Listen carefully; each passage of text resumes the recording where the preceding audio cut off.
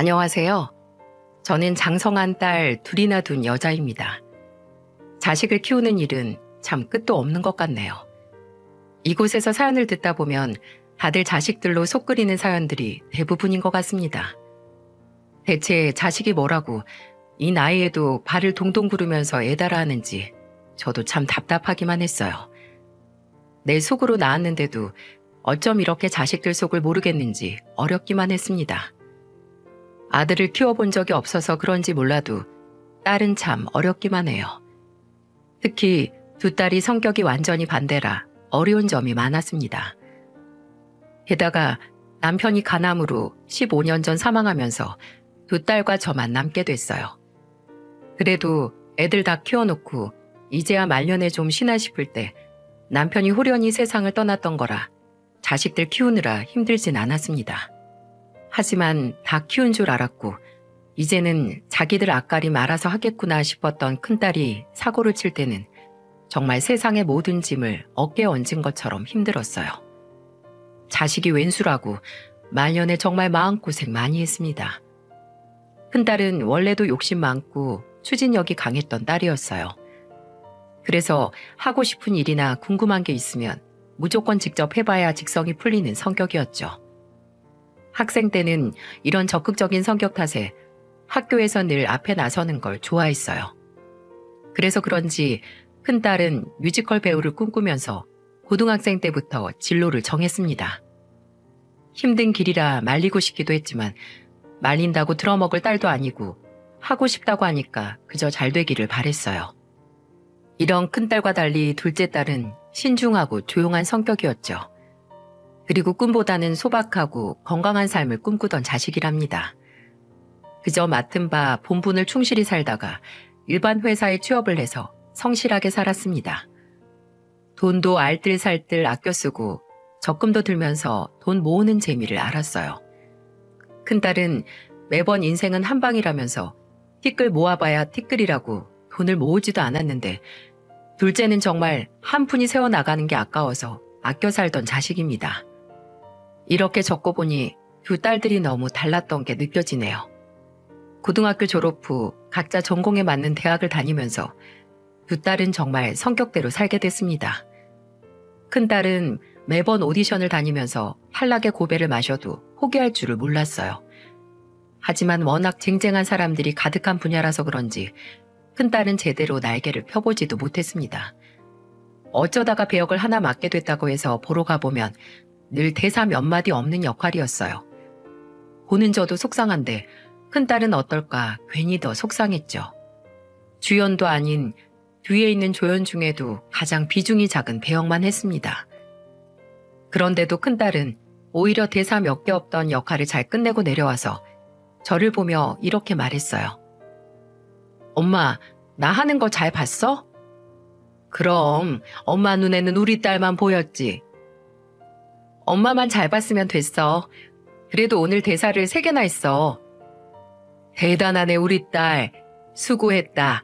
그렇게 조금씩 발전해 나가면 되는 거지. 맞아. 나 할 수 있어. 진짜로 꼭 성공할 거야. 이런 나를 믿고 투자해줄 기획사만 있으면 정말 더 잘해낼 수 있어. 우리 딸 이렇게 예쁘고 성실한데 얼른 좀 이런 보석을 알아봐주면 좋겠네. 다들 보는 눈들이 없어. 내 딸이 얼마나 잘하는지도 모르고. 그러니까 다들 바보야. 엄마, 내가 꼭 한 방 제대로 터뜨려서 꼭 호강시켜줄게. 그때만 해도 큰딸은 꼭 성공해서 저한테 효도하겠다며 기대에 부풀어 있었어요. 작은 배역에도 실망하지 않고 오히려 더 힘을 내는 딸을 보고는 저도 흐뭇했습니다. 대단하게 큰 사람이 되지 못하더라도 자신의 삶을 열심히 살아내려는 딸이 참 대견했어요. 하지만 현실은 정말 냉정했습니다. 큰딸이 연예기획사 통해서 여기저기 오디션도 봤었는데 아무도 큰딸을 거들떠도 보지 않았어요. 내 자식이 내 눈에만 예쁜 거야 어쩔 수 없지만 그 정도로 일이 안 풀릴 정도인가 의문이었습니다. 큰딸은 대학도 졸업하고 사회로 나와서도 뮤지컬에만 매달렸어요. 하지만 좀처럼 일은 풀리지 않았고 큰딸은 매일같이 헛꿈만 꾸는 시간이 늘었습니다. 사람이 일이 너무 안 풀리면 조금은 변한다고들 하죠. 그래서 그런지 큰딸도 점점 꿈을 포기하려는 것 같았어요. 그런데 변해가는 큰딸의 꿈이 어딘가 이상했습니다. 예전에는 본인 힘으로 잘 살아내서 효도하겠다던 딸이었는데 자꾸 이상한 말을 하는 거예요. 하루는 지친 얼굴로 들어와서는 제게 한숨을 쉬면서 이런 말을 하더군요.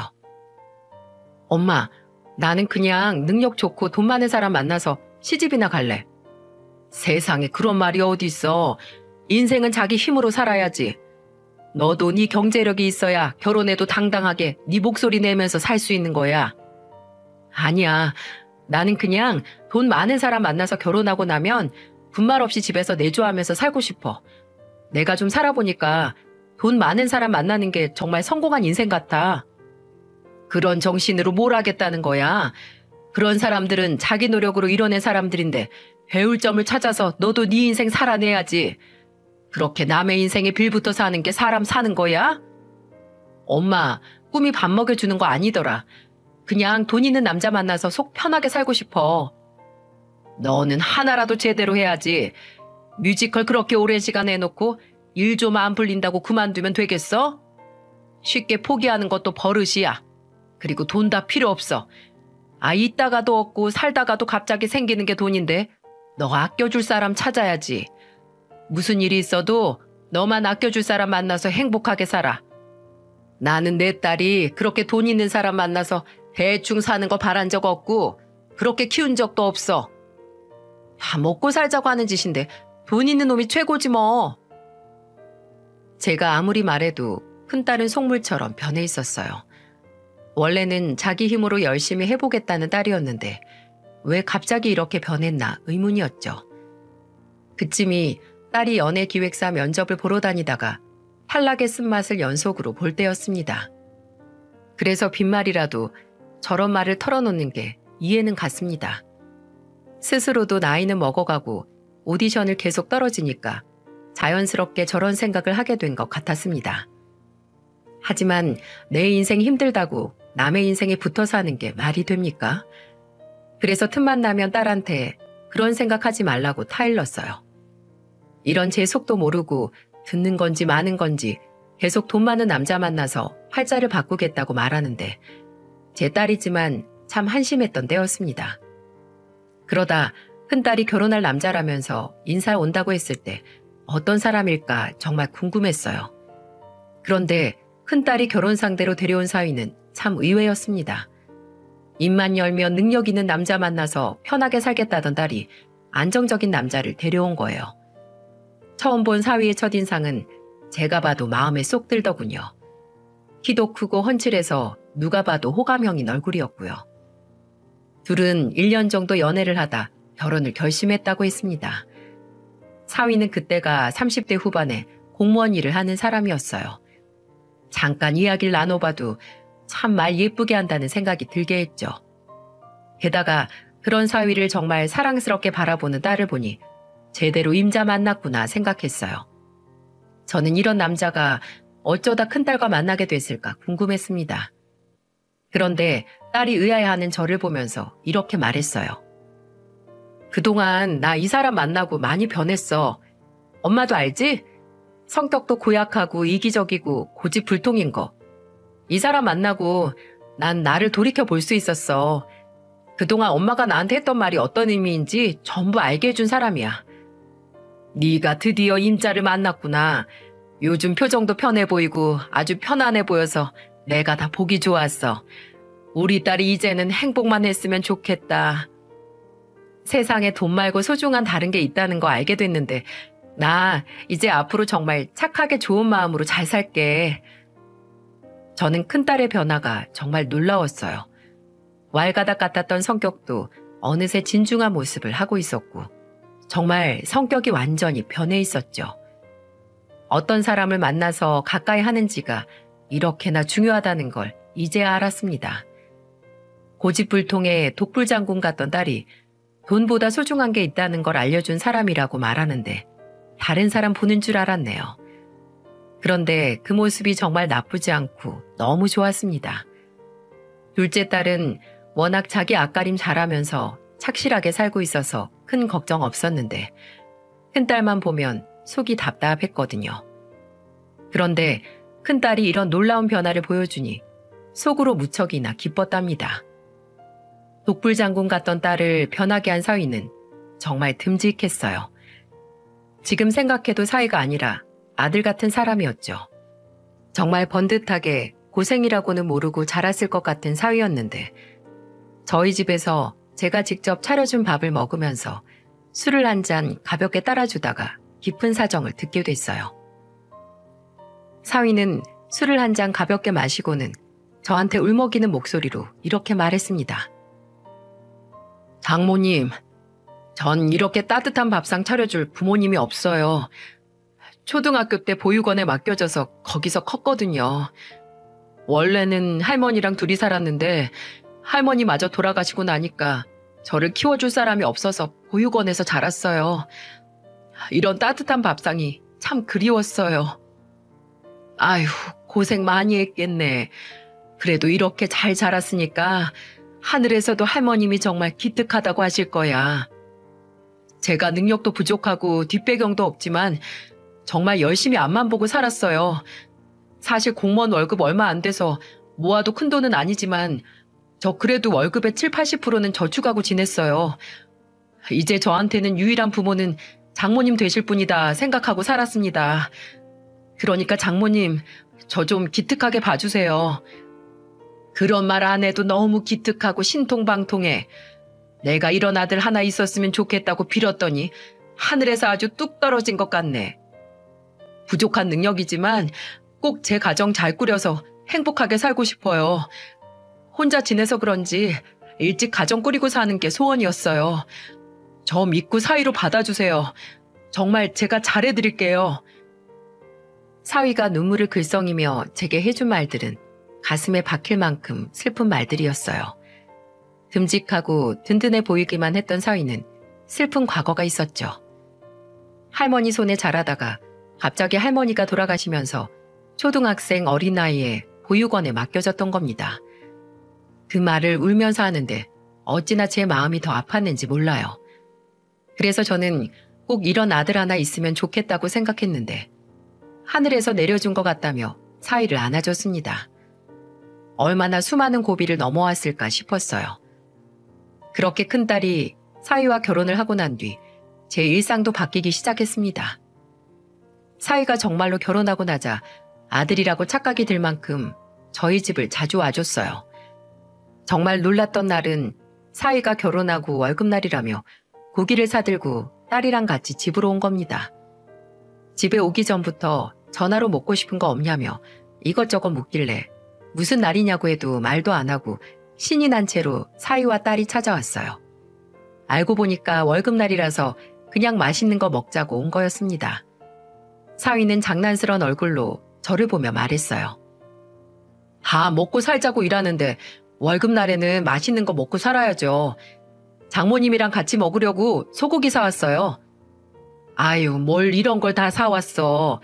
그냥 둘이서 분위기나 내고 말지. 왜 입을 하나 더 붙여서 돈을 더 써? 집안의 가장 어른이신데 당연히 같이 드셔야죠. 밖에서 먹는 것보다 이렇게 먹는 게 더 양도 많고 싸요. 그리고 저는 밑반찬으로 장모님 반찬이 입맛에 딱 맞는 것 같아요. 갈 때 싸가지고 가. 내가 많이 담아줄게. 정말요? 장모님 음식은 진짜 밥도둑이에요. 오늘은 제가 소고기로 제대로 보답해 드릴게요. 사위는 장난스럽게 저를 보면서 엄지를 척 들어 보이고는 반찬이 정말 맛있다면서 말했어요. 그래서 저는 정말 딸과 사위 먹을 반찬을 챙겨줬죠. 둘째 딸이 일로 한창 바쁠 때라 적적했는데 사위가 와줘서 참 좋았어요. 적적했던 집이 가득 차는 것 같았고 집안에 남자가 있어서 그런지 괜히 든든했습니다. 사위는 정말로 긍정적이고 어떤 어려움도 다 극복해낼 수 있는 강인한 사람이라고 생각했죠. 정말 사위 덕에 집안에 웃음이 떠날 날이 없었어요. 그렇게 결혼하고 1년 만에 아들까지 낳고 사위와 딸 세 식구 단란하게 지냈어요. 그 무렵 둘째 딸이 결혼을 했고 이제는 정말 자식들이 내 손을 다 떠났구나 싶어서 시원섭섭했습니다. 남편 먼저 보내고 딸 둘이랑 저만 남았을 때는 그렇게 막막하고 언제 시집 보내나 걱정했는데 좋은 사람 만나서 결혼하고 나니까 시원섭섭했어요. 제가 큰딸 시집 보내고 작은 딸과 둘이 살던 집에서 혼자 적적할까봐 사위는 집을 자주 찾아왔습니다. 그리고는 집안 곳곳을 둘러보면서 이것저것 만져줬어요. 신발장 전등이 나갔다면서 전구를 갈아주면서 사위는 저를 보며 말했습니다. 신발장 불 안 들어오면 밤엔 어떻게 나가려고 그러세요? 신발장 전구 나간 거 무시했다가 밤에 넘어지시기라도 하면 정말 큰일 나요. 저번에 왔다 가는데 너무 어둡길래 오늘 제가 갈고 가려고요. 내가 갈아야지 하면서 깜빡했지 뭐야. 집안에 불이 잘 들어와야 된대요. 오늘 온 김에 이것저것 다 보고 가야겠어요. 일하고 피곤할 텐데 그냥 가서 쉬어. 다른 데도 다 불 안 들어오는 것도 아니고 왜 그래? 방심하다가 불 나가면 어쩌시려고요? 제가 집안 다 둘러보고 있을 테니까 저 밥 좀 차려주세요. 안 그래도 오늘 장모님이 끓여주신 김치찌개가 너무 먹고 싶었어요. 누구 부탁인데 내가 얼른 해줘야지. 쉬엄쉬엄 해. 내가 맛있게 끓여줄 테니까 2그릇 먹고 가. 사위는 꼭 큰딸과 같이 저희 집에 들렸다가 어딘가 손봐야 될 것 같으면 꼭 다시 와서 고쳐주고는 했어요. 정말 아들 같은 사위라는 말이 절로 나왔죠. 그리고 얼마나 싹싹했는지 집에 한번 놀러 오면 저와 둘이서 몇 시간을 떠들다 가고는 했습니다. 그래서 둘째 딸 시집 보내고도 적적할 틈이 없었어요. 사위 덕분에 정말로 든든했죠. 그리고 큰딸이 아들을 낳고 돌이 지났을 때쯤에는 딸과 손주 그리고 저까지 데리고 놀러도 자주 다녔어요. 제가 괜찮다고 해도 사위는 꼭 저랑 같이 가야 된다면서 놀러 가는 날 저까지 데리고 가려고 했죠. 저는 괜히 딸과 사위가 손주 데리고 놀러 가는데 짐처럼 가는 것 같아 괜히 걱정이 됐어요. 혼자 있는 홀어머니가 자식들한테 짐이 되는 건가 생각이 많아졌죠. 그래서 사위 차에 타면서도 괜히 마음이 불편했어요. 그런데 사위는 제가 표정이 좋지 않은 걸 눈치채고 멀미라도 하나 싶어서 휴게소에 들렸습니다. 그리고는 딸이 손주 기저귀를 갈아주러 화장실에 간 사이 저를 보며 물었어요. 장모님, 몸이 어디 안 좋으세요? 아니, 그냥 내가 괜히 부담을 주나 싶어서. 원래 혼자 사는 홀어머니는 신경 쓰이잖아. 나 신경 써주는 건 좋은데 앞으로는 안 그래도 되니까 나 그만 신경 써. 새 식구 단란하게 노는 재미도 있어야지. 그렇게 말씀하시면 저 정말 서운해요. 저 장가 올 때 장모님 이제 제 부모님이라고 했잖아요. 그리고 정말 잘해드리고 싶어서 그래요. 제 마음도 좀 알아주세요. 괜찮어. 세상에 친부모한테도 이렇게 못하는 자식들 얼마나 많은데 충분히 잘하고 있으니까 너무 마음 쓰지 말고 편하게 생각해. 이게 저는 편해요. 장모님 조금이라도 건강하실 때 같이 다녀야죠. 앞으로도 제가 정말 잘해드릴게요. 자주 이렇게 나와요. 우리 한 가족이잖아요. 저는 이런 가정이 생긴 게 너무 좋아요. 사위는 저를 다독이면서 가족인데 같이 재밌게 여행 다니자며 말해줬어요. 그때 사위 얼굴은 정말 행복해 보였습니다. 어린 시절 가족 없이 보육원에서 혼자 외로웠던 사위는 결혼하고 가정을 꾸리고 나서는 정말 가정적이었어요. 그래서 저는 오히려 사위가 부담을 갖는 건 아닌가 싶어서 했던 말인데 되려 제가 사위의 진심을 듣고 눈물이 날 뻔했습니다. 제가 사위와 둘이 서서 이야기를 나누고 있는데 그걸 본 딸이 손주를 안고 오면서 이렇게 말했어요. 누가 보면 사위가 아들이고 딸이 며느리인 줄 알겠네. 엄마, 딸한테는 너무 소홀한 거 아니야? 나는 큰딸 대신 큰아들만 두기로 했어. 아휴, 이대로는 안 되겠어. 나도 긴장해야겠네. 딸은 그렇게 장난을 치면서 얘기했고 사위도 그 말을 듣자 제 팔짱을 끼면서 이제 사위 아니고 아들이라며 장난을 쳤습니다. 지금 생각해도 행복한 한때였어요. 국내 여행 자주 갈 기회가 없던 저였는데 사위 덕분에 좋은 구경도 많이 했어요.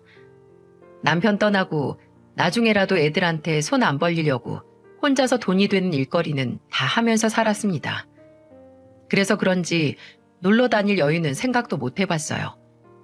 정말 사위 덕분에 그렇게 좋아하던 바다를 원 없이도 봤습니다. 정말 이대로만 살면 평생 행복하게 살 수 있을 것 같았어요.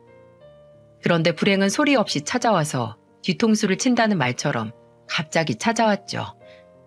사위가 잦은 복통과 빈혈 때문에 하루가 다르게 수척해지고 있었어요. 다이어트를 하는 것도 아닌데 살이 쑥쑥 빠지길래 병원에 가보라고 했죠. 그랬더니 사위는 40대 중반 나이에 대장암 3기 판정을 받게 된 겁니다. 정말로 날벼락 같았어요. 그렇게 건강했던 사위가 갑자기 대장암이라니 기가 막혔습니다. 딸도 꽤 충격을 받은 모양이었어요. 이미 암으로 아빠를 잃어본 딸은 사위의 대장암 소식에 신경도 날카로워졌습니다. 특히 대장암 3기 생존율이 50%라 정말 꾸준한 관리가 필요했어요. 사위는 결국 치료를 위해 휴직을 했습니다. 그리고는 치료에만 전념했어요. 남편 떠나고 한 번 빌어본 적 없는데 제발 우리 사위 살려달라고 세상 온갖 신들한테 다 빌었던 것 같습니다. 모두의 걱정 속에 사위는 수술은 잘 끝났지만 수술 후 항암 치료가 중요했어요. 무엇보다 사위가 지치지 않게 항암 치료에만 집중하게 해주고 싶었어요. 그런데 사위가 수술을 끝내고 항암 치료가 시작되자 딸은 점점 변해갔어요. 갑자기 자기가 일을 하겠다며 손주도 집에 두고 나가는 겁니다. 그래도 손주가 유치원생이라 다행이었지만 아무래도 몸이 편치 않은 사위를 챙기러 제가 자주 갔어요. 사위는 제가 갈 때마다 미안한 얼굴을 하고는 저를 봤습니다. 저는 아프고 나서부터 기가 죽어 있었어요. 그래서 저는 오히려 밝은 목소리로 사위에게 말을 걸었습니다. 오늘은 몸 좀 어때? 괜찮아? 똑같아요. 피곤하실 텐데 저 때문에 괜히 죄송해요. 그런 말 한 번만 더 해봐. 나 정말 서운해. 자네 건강할 때 우리 집 몇 번 왔어? 나도 똑같은 마음으로 오는 거니까 마음 쓰지 마. 제 말에 사위는 고개를 숙였어요. 그 모습도 어찌나 깊이 박히던지 모릅니다. 그런데 딸은 아무리 돈 버는 것도 중요하다지만 살림살이 다 내팽겨 쳐놓고 나간 꼴이나 다름없었어요. 저는 거실, 주방을 청소하면서 손주를 기다렸죠. 주방 곳곳에 물때도 가득했고 그날은 딸이 오면 한 소리를 해야겠다 싶었습니다. 딸은 밤이 늦은 시간에야 들어왔어요. 그리고는 태연한 얼굴로 저를 보며 말했습니다. 엄마, 아직 안 갔어? 너 이리 좀 와봐. 집안 꼴이 이게 다 뭐야? 집에 아픈 사람 있으면 깔끔하게 하고 살아야지. 뭐야, 잔소리하려고 기다린 거야? 그냥 반찬이나 주고 가. 나 피곤해. 대체 뭘 하고 다니길래 맨날 피곤한지 드러나 보자. 남편이 아프면 간병을 하고 챙겨야지. 나 유치원생 아들도 보고 일도 하고 저 사람 간병도 나름대로 하고 있는 거야. 나는 무슨 몸이 4개라도 되는 줄 알아? 집에 오면 나까지 힘이 쭉쭉 빠지는 것 같아. 너 그 회사 당장 다닐 필요도 없잖아. 당장 쓸 돈이 없는 것도 아닌데 왜 나가려고 그러냐고. 답답해서 그래, 답답해서. 집에 오면 아파서 죽겠다는 표정으로 앉아있는 걸 보기 싫어서 내가 밖에서 일이라도 해야 버틸 것 같단 말이야. 딸은 악을 쓰면서 답답하다는 말을 했어요. 그리고는 정말 참을 만큼 참았다며 소리를 질렀죠. 그 말을 듣고 가장 충격받은 건 사위였어요. 그 순간 제가 다 낯뜨거울 정도로 딸이 창피했습니다. 그래서 저는 갑자기 소리를 지르는 딸을 다그치며 말했어요. 부부가 괜히 부부야? 이럴 때일수록 같이 의지하면서 이겨내야지. 나중에 너라고 아프지 말라는 법 있어? 그때 네 남편이 너한테 지금처럼 똑같이 하면 넌 기분 좋겠냐고. 나도 힘들다고.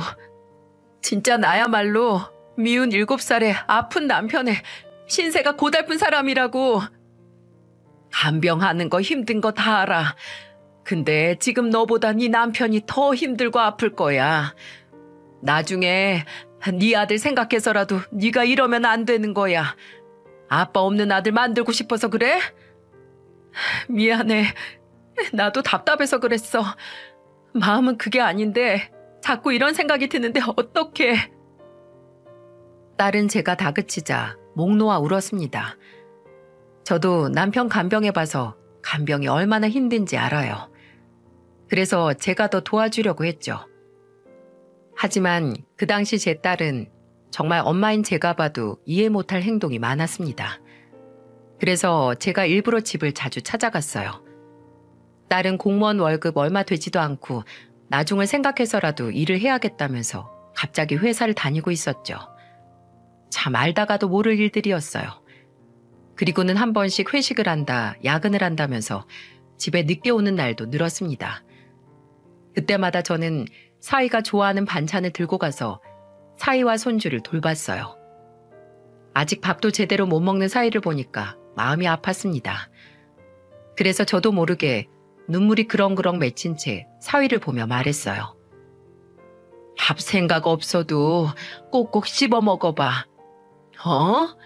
사람은 밥이 들어가야 속부터 힘이 생기는 거야. 장모님, 저 괜찮아요. 항암 치료 받으면서 다시 힘내볼게요. 우리 아들 생각해서라도 제 몸 제가 챙겨야죠. 그래, 힘든 거 있으면 꼭 나한테 말하고. 저는 사위의 손을 잡아주면서 무슨 일 있으면 꼭 말하라고 했습니다. 시간이 갈수록 사위는 혼자서 집안일을 하는 날이 많았어요. 딸이 여전히 집안일은 뒷전이었고 계속 밖으로 나돌았죠. 제가 아무리 다그쳐도 소용이 없었습니다. 그러던 어느 날이었어요. 사위가 좋아하는 반찬을 만들어서 챙겨들고 딸네 집으로 가려는데 딸도 그렇고 사위도 그렇고 아무도 전화를 안 받는 겁니다. 정말 무슨 일이라도 난 줄 알았어요.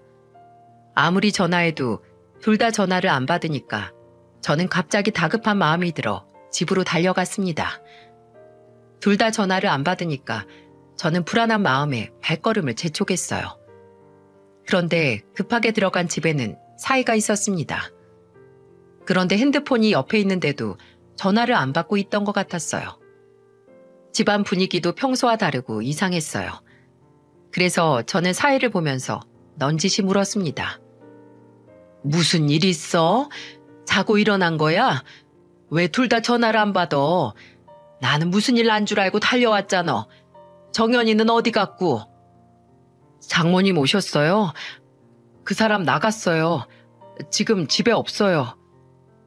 그런데 사위가 힘겹게 몇 마디 하고는 어깨까지 들썩이면서 흐느끼며 우는 거예요. 갑자기 무슨 일인가 싶었습니다. 그래서 저는 우는 사위를 달래며 물었어요.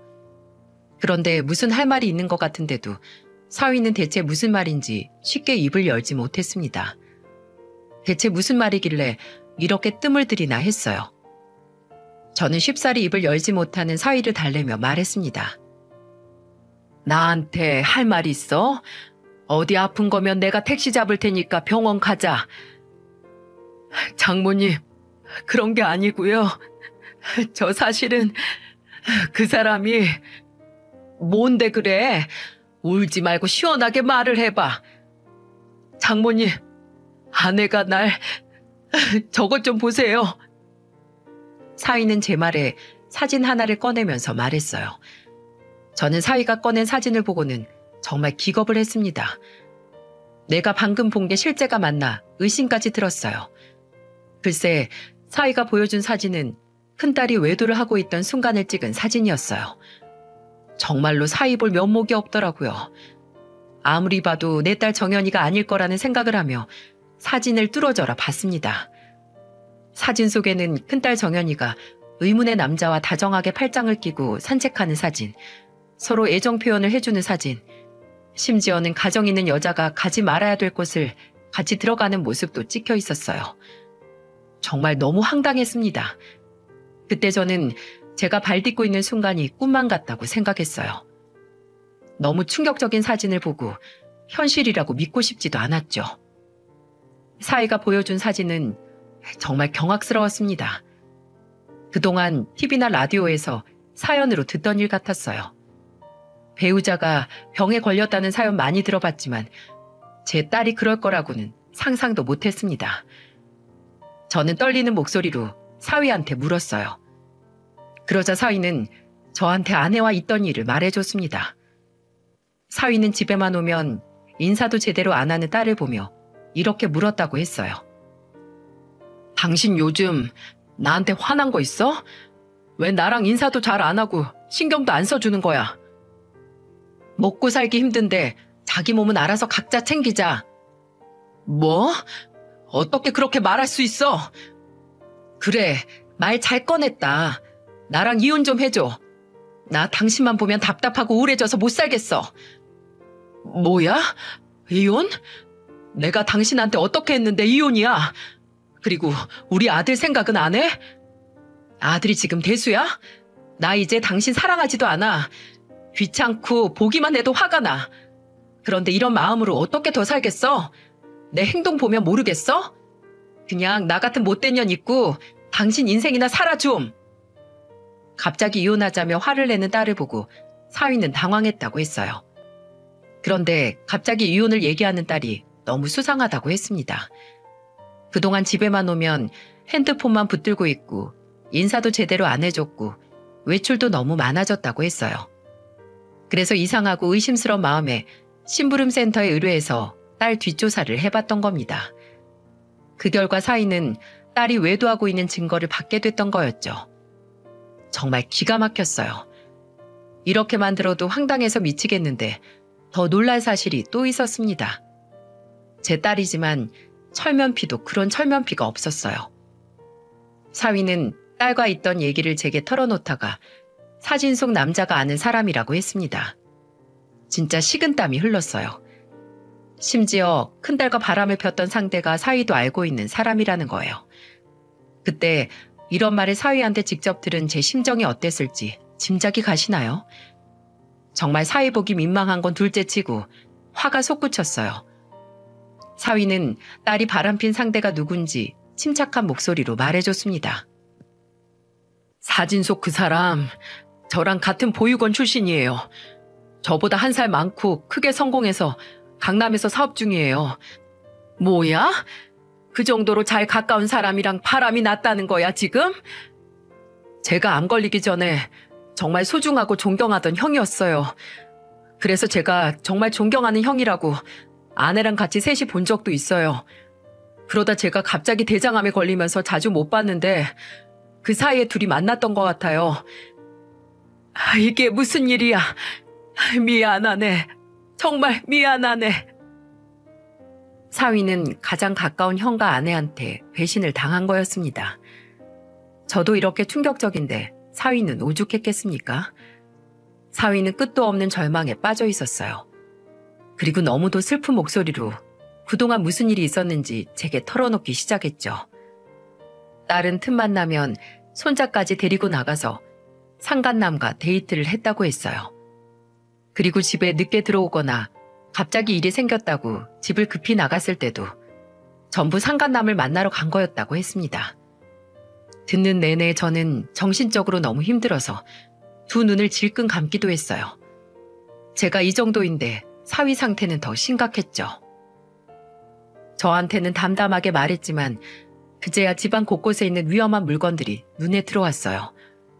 저는 그동안 집에 없던 수상하고 위험한 물건들을 보면서 놀란 목소리로 사위한테 물었습니다. 자네, 이거 다 뭐야? 혹시 쓸데없는 생각하는 거 아니지? 장모님이 저라면 살고 싶으시겠어요? 저는요, 제일 가까운 두 사람한테 동시에 배신을 당한 거예요. 더 이상 살고 싶지 않아요. 이런 마음으로 어떻게 더 세상을 살겠어요. 저는 정말 열심히 살았던 죄밖에 없어요. 그런데 가족이라고 믿었던 사람도 존경했던 형도 다 저를 배신했어요. 저는 세상에 쓸모없는 존재예요. 그런 생각하지 마. 나는 자네 덕분에 살았는데 자네가 이렇게 쉽게 생을 포기하려고 하면 남겨진 나랑 어린 아들은 어떻게 살라고 이러는 거야. 그래도 살아야지. 정신 차려. 내가 잘못했어. 자식 잘못 키운 내 죄야. 저는 눈에 초점도 없고 다 포기한 것처럼 축 늘어진 사위를 보며 무릎을 꿇고 빌었어요. 내가 자식 잘못 키워서 사위한테 상처를 준 것 같았죠. 그 와중에도 사위는 제가 바닥에 무릎을 꿇으니까 일어나시라면서 저를 일으켰습니다. 이 와중에도 어찌나 착한지 제가 사위한테 어떻게 해서든 딸의 마음을 돌려보겠다고 했어요. 그리고 저는 집으로 돌아왔습니다. 저는 너무 화가 나서 딸한테 전화를 걸었어요. 그리고는 당장 집으로 오라면서 소리를 질렀죠. 딸은 처음 듣는 제 호통치는 소리에 놀랐는지 한 걸음에 달려왔더라고요. 저는 현관문을 열고 들어오는 딸 얼굴을 보자마자 뺨을 내리쳤습니다. 그리고 딸을 보며 말했어요. 너 나한테 할 말 없어? 지금 당장 다 털어놔. 엄마, 내 나이가 몇인데 이렇게 때려. 갑자기 왜 그러는데? 나이가 몇인데?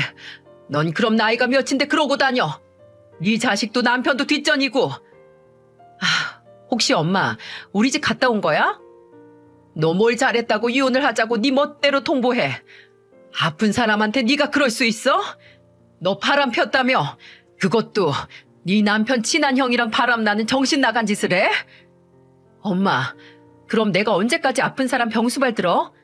앞으로 몇 년을 더 관리해야 될지도 모르는 사람이랑 어떻게 사냐고. 그리고 또 대장암 재발이라도 하면 난 그때 정말 죽을지도 몰라. 너무 힘들어서 살 수가 없었어. 아픈 사람이 힘들지 사지 멀쩡하게 돌아다니는 네가 힘들어? 너 진짜 왜 그래? 네 아들 생각은 안 해? 너는 너만 편하면 되는 거야? 나 사랑하는 사람 생겼어. 엄마 딸 불행하길 바라는 거 아니면 그냥 나 응원해줘. 어차피 나 남편이랑 다시는 예전으로 못 돌아가. 이미 신뢰가 끝났는데 어떻게 같이 더 살겠어? 그 형, 네 남편 중마고우처럼 친했던 형이잖아. 네가 어떻게 남도 아니고 그럴 수 있어. 너 정말 네 엄마 죽는 꼴 보기 싫으면 당장 헤어져. 이미 늦었어. 나 그 사람이랑 결혼할 거야. 아직 이혼도 안 했는데 결혼 타령이야? 진짜 이거 완전 미친 거 아니야? 너 그 상간남 계속 만나면 나 진짜 죽어버릴 거야. 너 죽고 나 죽고 싶으면 계속 만나. 진짜 당장 죽고 싶지 않으면 당장 헤어지고. 엄마, 그 사람이 남편한테 위자료 듬뿍 준대. 그 사람 강남에서 사업하고 돈도 엄청 많아. 엄마도 이제 호강하고 살아야지. 주는 거 받기만 하면서도 살아봐야지. 돈으로 다 보상한다는데 뭐가 문제야? 썩 꺼져. 그럼 말 같지도 않은 소리 할 거면 나가. 이혼하면 나 너 2번 다시 안 볼 거야. 그날 결국 딸과 대판 싸우고 딸을 쫓아냈어요. 저는 제가 이렇게까지 말하면 딸이 마음을 조금이나마 돌릴 줄 알았습니다. 하지만 딸은 상간남과 결코 헤어지지도 않았어요. 결국 사위가 아닌 상간남을 선택한 딸이 너무 한심했습니다. 그리고 사위는 정말 이를 악물고 버텼어요. 사위는 억울해서 못 산다며 복수를 준비했습니다. 저는 사위한테 나는 신경 쓰지 말고 분이 풀릴 때까지 하라고 했어요. 처음에는 사위도 가정을 지키려고 끝까지 버텼죠. 모든 사실을 알게 되고도 딸과 상간남은 8개월이나 더 만남을 가졌습니다. 그리고 그 기간 동안 사위도 점점 변해갔어요. 사위는 딸의 변함없는 태도와 뻔뻔함에 사위도 참지 못하고 이혼 소송을 걸었습니다. 저는 사위를 응원했어요. 저는 딸이 바람핀 걸 안 순간부터 자식이라고 생각하지도 않았습니다. 그런데 사위가 이혼을 결심하고 소송을 시작했던 건 다 이유가 있었어요. 알고 보니까 상간남은 딸 이외에 만나는 여자가 2-3명이나 더 있었던 거죠. 이런 사람이 약속을 진중하게 말했을 것 같습니까? 결국 상간남이 딸한테 했던 사탕발리 말들이었고 결국 딸은 무참히 버림받았어요. 그런데 정말 더 어이가 없던 건 딸이 사위를 찾아갔다는 겁니다. 사람이라면 최소한 사위를 찾아가면 안 되는 거 아닌가요? 하지만 딸이 사위한테 돌아온다고 해서 사위가 더 이상 2 팔 벌려 환영하는 입장도 아니었습니다. 이미 8개월 동안 지칠 대로 지치고 이건 아니다 싶은 생각이 들었던 사위는 확고하게 이혼을 준비하고 있었죠. 그런데 딸은 이런 상황도 모르고 사위를 찾아와서 괜찮냐며 안부를 물었다고 했어요. 하지만 이미 마음 단단히 먹은 사위가 딸을 쫓아냈다고 말하고는 저한테 이렇게 말했습니다. 장모님, 저 참을 만큼 참고 이혼만은 막으려고 노력하다가 이렇게 된 거 아시죠? 저한테 실망하셔도 어쩔 수 없어요. 안 그러면 제가 죽을 것 같아요. 나는 신경 쓰지 말어. 나는 자네 편이야. 그러니까 마음대로 해. 사위는 제 말에 울먹였어요. 저는 그런 사위를 다독였고 사위는 무슨 방법을 써서라도 둘이 편히 잘 살게 두지는 않을 거라고 했습니다. 그리고 며칠 뒤 사위한테 전화가 왔고 사위는 그동안 상간남한테 사과를 받으려고 했던 일을 저한테 털어놓았죠. 사위가 말하기를 상간남이 무슨 짓을 했는지 전부 전단지처럼 뽑아서 보육원 출신 지인들한테도 전부 나눠주고 상간남 회사 출입구에도 대문짝만하게 붙여놨다고 했어요. 그랬더니 같이 알던 지인들은 물론이고 상간남 회사 직원들까지 전부 이 사실을 알게 된 겁니다. 사위는 오랜만에 통쾌하다는 듯 말했고 상간남이 전화로 했던 말도 전부 알려줬어요. 상간남은 궁지에 몰리니까 사위한테 전화로 변명을 하며 말했다고 했습니다. 수영아, 내가 미안하다. 정말 죽을 죄를 지었어. 나 정말 너한테 찾아가서 빌고 싶은데 나도 염치가 있지 어떻게 너를 찾아가겠어. 염치를 아는 사람이 그딴 짓을 해? 이래서 사람 믿는 거 아니랬는데 너는 이제 형도 아니고 사람도 아니야. 내 말 좀 들어봐. 나도 진짜 억울해. 그 여자가 먼저 날 꼬신 거야. 내가 돈 좀 있고 이것저것 돈 잘 쓰게 생겼으니까 먼저 꼬시더라니까. 그리고는 매일같이 나 찾아와서 이것저것 챙겨주면서 맴도는데 내가 진짜 그날 돌려보냈어야 했는데 미안해. 술 마시고 실수한 거야. 진짜 내가 미쳤지. 뭐? 지금 누가 먼저 꼬신 게 뭐가 중요한데? 결국 두 사람이 나 하나 바보 만든 건 똑같은 거야. 그런 게 지금 중요해? 네 마음 내가 다 이해해. 그런데 정말이야. 네 마누라가 내가 하지도 않았던 말도 지어서 너한테 떠든 거야. 나는 한 번도 이혼하고 나한테 오라고 했던 적도 없어. 혼자 김칫국 마시고는 나한테 결혼하자는데 나도 미칠 지경이야. 그리고 난 네 마누라 말고 다른 사람 있어. 뭐야? 이 쓰레기 같은 인간아. 지금 그걸 말이라고 해? 진정해. 어차피 내 덕분에 너도 네 마누라 실체 알았잖아. 그리고 나는 분명히 먼저 헤어지자고 그만하자고 그 여자한테 수도 없이 말했어. 그러니까 너도 내 입장 생각해서 더 이상 소문 내지 말고 이쯤 덮고 넘어가자. 야, 너 같은 쓰레기 말을 내가 어떻게 믿어? 너 같은 걸 존경하는 형이라고 믿었던 세월이 아깝다. 네가 내 아내를 버려? 나는 네 인생 무너뜨릴 거야. 지금 나랑 이렇게 말씨름할 때가 아닐 텐데 당장 회사로 가봐. 내가 네 실체 전부 모아서 문에 붙여놨으니까 지금이면 모두가 받겠네. 사위는 그동안 모았던 증거를 상간남 회사 입구에 전부 붙여놨었는데 그게 입소문을 타고 온 동네에 전부 퍼졌다고 했어요. 결국 딸과 상간남 신상은 전부 퍼졌고 아주 동네 유명 인사가 되어 있었습니다. 그리고 이게 끝이 아니었어요. 상간남한테 위자료 소송, 정신적 피해 보상 관련 소송 등 하나씩 복수해 나가고 있었습니다. 그래서 딸과 상간남에게 나란히 소송을 건 사위는 제게 이렇게 말했어요. 장모님께는 죄송하지만 저 이렇게라도 하니까 이제야 숨통이 트여요. 잘했어. 잘한 거야. 잘못을 했으면 벌을 받아야지. 네가 마음이 좀 편해졌다니까 다행이다 정말. 사위는 그동안 이혼을 바로 하지 않고 기다렸던 건 딸과 상간남이 무너지는 걸 보고 싶어서 그랬던 것 같아요. 그리고 하나 있는 아들도 본인이 직접 키우고 싶어서 이혼 소송에 정말 사활을 걸었습니다. 자기 아들은 꼭 본인이 키우고 싶다며 물불 안 가리고 소송에 임하겠다고 했어요. 저는 그런 사위를 응원해줬습니다. 사위가 얼마나 아들을 끔찍하게 아끼는지 알고 있기 때문에 믿을만 했죠. 그런데 웃긴 건 뒤늦게 딸이 사위를 찾아가서 매달렸다는 거예요. 이혼 전 사위는 한동안 일이 어떻게 흘러가는지 저한테 자세히 말해줬습니다. 제가 다 알려달라고 하기도 했고 혼자서는 힘든 싸움일 것 같아 제가 힘이 되어주고 있었어요. 그런데 사위가 이렇게 이를 악물고 싸우자 딸은 사위를 찾아가 빌었다고 사위가 말하더군요. 사위 말을 들어보니 딸은 애원을 하면서 매달렸다고 했어요. 그리고 무릎을 꿇고 사위한테 매달리며 빌었다고 말했습니다. 여보, 내가 미안해. 근데 우리 가정만은 지키자. 당신 아들 엄마도 없이 크게 할 거야? 당신도 그랬잖아. 엄마 없이 크는 거 힘들었다고. 당신이 엄마야? 나는 당신이 외도한 그 순간부터 애 엄마라고 생각 안 했어. 애도 버리고 도망가려고 했던 사람을 어떻게 믿고 애를 맡겨. 나는 절대 용서 안 해.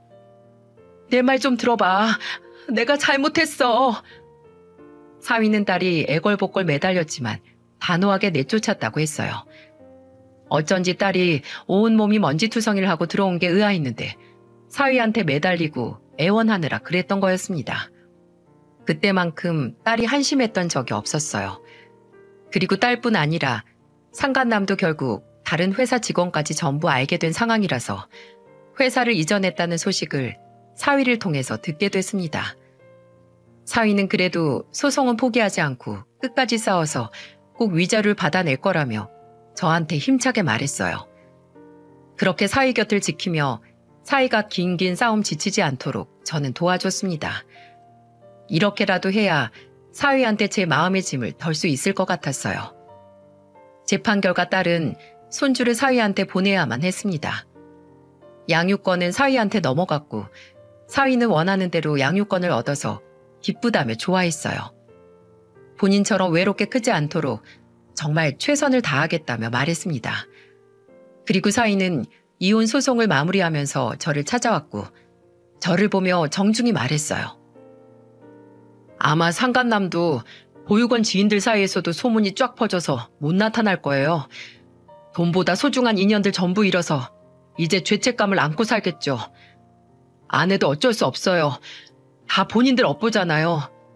어머님 너무 좋은 분이지만 이런 여자가 어떻게 엄마, 아내라고 할 수 있겠어요. 그래, 잘했어. 나는 네가 조금이라도 마음에 상처를 덜 수 있다면 그걸로 만족해. 아들처럼 든든하게 있어줘서 정말 고마웠어. 가끔 손주 보고 싶으시면 말씀하세요. 제가 언제든 보실 수 있게 데리고 올게요. 전화도 편히 하시고요. 저한테는 장모님 이상으로 정말 어머니 같은 분이라서 제가 면목이 없어요. 나도 아들같이 생각했어. 그러니까 연락 자주 하고 몸 건강해라. 저는 너무 마음이 아파서 사위 손을 잡고 보고 싶으면 언제든 오라고 했어요. 건강관리도 꾸준히 해야 하는데 잘 해낼지도 걱정이었습니다. 그렇게 사위에게 마지막 인사를 하고 떠나보냈는데 뒷모습이 잊혀지지 않아요. 이혼 후 자주 보진 못해도 제가 손주를 편히 볼 수 있도록 사위가 배려해줘서 손주는 잘 만나고 지냅니다. 사위 혼자서도 어찌나 잘 키우는지 손자가 아주 씩씩하게 잘 크고 있는 것 같았어요. 그리고 사위도 대장암 수술 후 주기적으로 검진 다니면서 건강관리에 힘쓰고 있다고 들었습니다. 이제야 편안해 보여서 다행이다 싶었어요. 그런데 제 딸은 정말 만신창이었습니다. 아직도 정신 못 차리고 밖에서 밤새도록 놀다 들어오고 이제는 집에도 잘 안 들어와요. 이러니까 사위가 양육권을 가져가려고 노력했던 것 같습니다. 어디서 뭐하고 돌아다니는지 정말 한심하네요. 저는 딸한테 경제적 지원을 일제 해주지 않고 있습니다. 저번에는 갑자기 무슨 바람이 불었는지 사업한다고 5천만 원을 달라는 거예요. 그래서 저는 딸한테 소리치며 말했습니다. 네 인생 네가 알아서 살아. 지 멋대로 살 거면서 왜 나한테 돈 달라는 거야? 나한테 돈 맡겨놨어? 아주 내가 너만 보면 창피해 죽겠어. 그렇게 저랑 한바탕 한 이후로 큰딸은 집에 잘 안 들어오더니 작은딸이 저한테 안부를 대신 전해줬어요. 작은딸한테 100만 원을 빌려가서는 고시원으로 간 것 같다고 했습니다. 저는 작은 딸한테 절대 돈 빌려주지 말라고 신신당부를 했네요. 작은 딸은 걱정 말라면서 되려 저를 걱정해 줍니다. 얼마 전에는 언니 이혼하고부터 기운 없어 보인다고 한약도 지어왔어요. 같은 딸이지만 이렇게 다를 수가 있나요? 손주와 사이만 생각하면 마음이 아픕니다. 못난 딸 낳은 죄로 죄책감을 갖고 조용히 살려고 합니다. 금묵자흑, 나쁜 사람을 가까이 하면 그 버릇에 물들기 쉽다는 말이 있잖아요. 하지만 사이 같은 사람은 주변에서 아무리 나쁜 유혹의 손길이 뻗쳐도 오로지 자신의 의견을 지킬 사람입니다. 큰딸은 아마 사이 같은 사람을 더 가까이 두고 의지했다면 이런 일도 없지 않았을까 싶습니다. 심성곱고 착하던 사위는 손주를 데리고 잘 살고 있는 거 보면 제 딸과는 어울리지 않을 만큼 좋은 사람이었다 생각해요. 이 나이에도 자식 키우는 일이 힘든 걸 보니 인생은 참 끝이 없는 것 같습니다. 제 사연 들으시는 분들은 부디 자식들과 행복한 노후만 보내기를 바랄게요. 긴 사연 들어주셔서 정말 감사합니다.